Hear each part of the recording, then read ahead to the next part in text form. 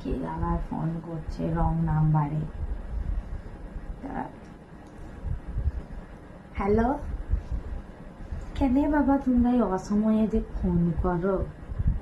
কে kidnapper? আমার ঘর থেকে কাকে কিডন্যাপ করলে? আমার ঘরে তো কিডন্যাপ করার মতন কেউ লাই। আমার মেয়ে কি তাও আগে কিডন্যাপ কেন করতে গেলে? আমাকেই তো তোমাদের ডেরাটা বলে দিয়ে আসতে পারতে, আমিই দিয়ে আসতাম। কি 5 লাখ টাকা দিলে তবেই দিয়ে আসবে? শুনো, আমি তোমাদেরকে 10 লাখ টাকা দেবো, যেইখানে নিয়ে গেছো ওকে সেইখানে রাখো।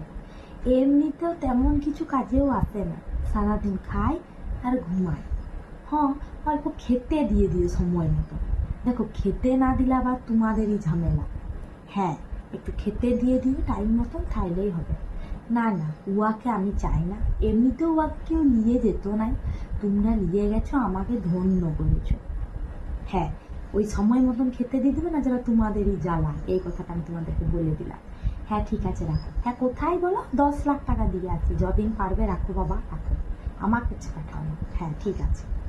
বলে কি না আমার কাছে দিয়ে যাবে। বাবা রে, ওয়াকে নিয়ে গিয়েছে তাতেই ভালো। কে ওয়াকে নিয়ে যেত? লোকের ঘরে দিয়ে আসতাম পণ পোথা, এই ওই হেনা তেনা, খাট বিছানা সব কিছু দিয়ে নিয়ে আসতে হতো। ইয়ার ফ্রিতে নিয়ে গিয়েছে, ফ্রিতে নিয়ে যাক বাবা। 10 লাখ টাকা আমি দিতে যাব না, যা পাচ্ছে করুকা। কদিন আর রাখবে? ওই মেয়েকে কেউ রাখতে পারবে না। যাক ভালো হয়েছে, কদিন এখন 2-3 দিন তো শান্তিতে থাকতে পারবো। হয়তো মা এই দাও মা ওই দাও করে কান ঝালাপালা করে।